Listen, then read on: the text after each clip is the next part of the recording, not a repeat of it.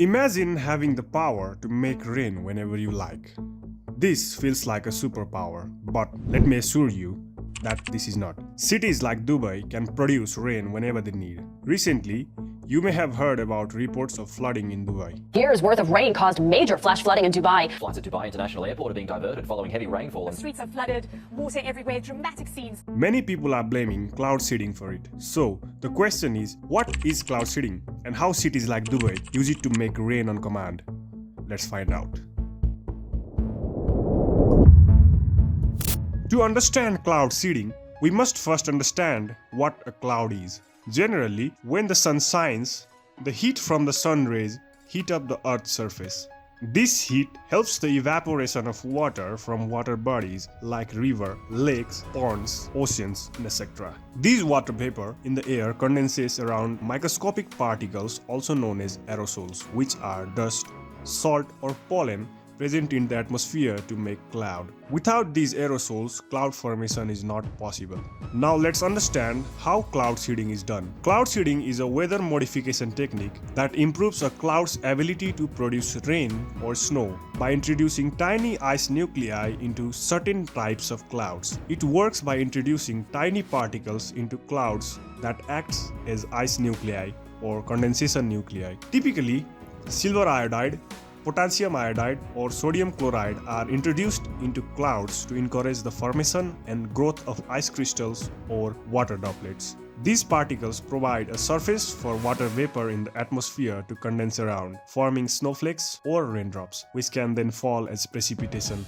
The first attempt to modify natural clouds in field through cloud seeding began during a flight that began in upstate New York on 13th November 1946. Cloud seeding operations begin by identifying clouds that can produce precipitation. These are usually clouds with sufficient moisture content and vertical development, such as cumulus or cumulonimbus clouds. When suitable clouds are identified, suitable seeding agents are chosen. The most common seeding agents are silver iodide, potassium iodide, or sodium chloride. Silver iodide exists naturally in the environment at low concentrations, and it is not known to be harmful to humans or wildlife. There are two ways to deliver these aerosols, either from ground-based generators or an aircraft. Is shooting out all the silver iodide that's going into the clouds. So that trail is literally the chemicals that are The chemicals coming out. Aircraft are often used to disperse seeding agents into the clouds. Now you see, clouds typically have regions where air is rising upwards, which are known as updrafts. These updrafts are essential for formation and developments of clouds because they lift moisture-containing airs to higher altitude, where it cools and condenses, eventually forming clouds. Cloud seeding operations aim to target these updraft regions because they are where the cloud's vertical motion is strongest. By releasing the seeding agents into these areas, they have the best chance of interacting with the cloud particles and enhancing precipitation formation. Now here lies the question, why do we need cloud seeding? There are various reasons, but the most common reason is to increase the rainfall in the targeted area. For example, in the city of Dubai, it has a hot desert climate with very little natural rainfall. This creates a constant challenge in securing sufficient freshwater resources. Here, cloud seeding serves as a method to supplement Dubai's water supplies. By attempting to increase rainfall, cloud seeding offers a potential way to boost freshwater reserves. Cloud seeding is not just about adding rain or snow. In some cases, it is also used as a form of weather modification to alter local weather patterns or prevent weather-related hazards. For example, seeding thunderstorms with silver iodide can increase the formation of more smaller hailstones, which are less likely to cause damage to crops, property, and infrastructures. Increased rainfall resulting from cloud seeding can provide agricultural benefits by improving soil moisture levels and promoting crop growth. It can also benefit ecosystems by restoring natural water resources, supporting wildlife habitats, and restoring ecological balance. Cloud seeding techniques can sometimes used to disperse fog by encouraging the formation of water droplets that are large enough to fall as rain. Now you might ask, when do we usually perform cloud seeding? Cloud seeding is typically conducted during the specific times of the year. Cloud seeding for rain or snow augmentation is most likely to happen during periods with existing clouds and atmospheric conditions that support precipitation formation. This can occur throughout the year depending on the region's climate.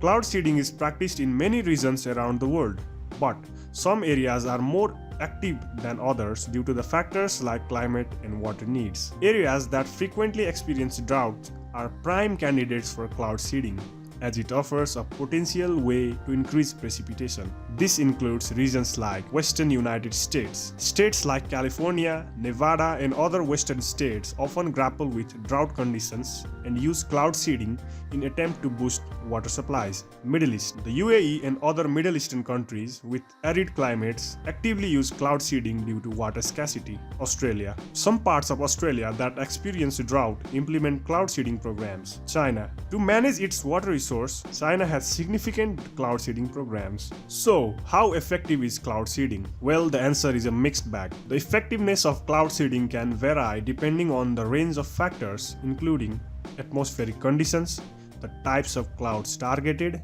the choice of seeding agents, and the specific objectives of the seeding program. While there is evidence suggesting that cloud seeding can increase precipitation by 10% under certain conditions, its effectiveness is not universally guaranteed and can be difficult to quantify accurately. Some studies and operational programs have reported positive results from cloud seeding, such as increased rainfall or snowfall in targeted areas, drought relief, or reduced hail damage to the crops. However, the magnitude of these effects can vary from one seeding event to another, and it can be challenging to distinguish the natural variability in weather patterns from the impacts of cloud seeding. So, are there any environmental or ethical concerns associated with cloud seeding? Yes, there are some concerns regarding this technique. As of now, cloud seeding is a relatively young technology, and the long-term environmental effects are not fully understood.